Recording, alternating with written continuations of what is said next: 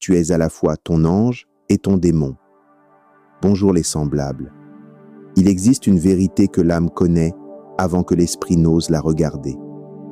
Le bien et le mal ne sont pas des forces extérieures qui te poursuivent ou te sauvent. Ils vivent en toi.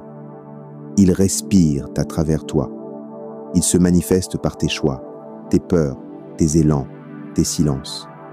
Cette révélation n'est pas confortable. Elle est libératrice. Depuis l'enfance, on t'a appris à séparer. L'ange d'un côté, le démon de l'autre. La lumière comme idéal, l'ombre comme faute. On t'a conditionné à combattre une partie de toi au nom d'une morale, d'une spiritualité ou d'une image à maintenir. Mais l'âme ne fonctionne pas en séparation. L'âme fonctionne en intégration. Tant que tu refuses l'une de tes polarités, tu restes prisonnier de ce que tu combats. Le rejet crée l'esclavage. L'unification crée la souveraineté. Ton ange représente ta capacité à aimer, à créer, à guérir, à servir. Ton démon représente ta force brute, ton instinct, ta colère, ton désir de pouvoir, ton feu vital. Le problème n'a jamais été le démon. Le problème a toujours été la peur de le regarder en face. Quand tu nies ton démon, il agit dans l'ombre. Il sabote tes relations, ta prospérité, ta paix intérieure. Il se transforme en compulsion, en autodestruction, en projection sur les autres.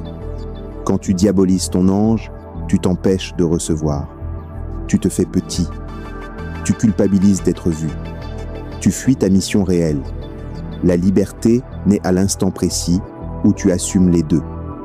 Non pas pour les laisser te gouverner, mais pour les réunifier sous ta conscience. L'ange sans le démon devient naïf et impuissant. Le démon sans l'ange devient destructeur et vide. Unifiés, ils deviennent maîtrise. C'est là que naît la maturité spirituelle. Pas dans la pureté affichée, pas dans le rejet de l'ombre, mais dans la capacité à dire « je vois tout ce que je suis, je ne fuis plus aucune part, je choisis consciemment ce que j'incarne.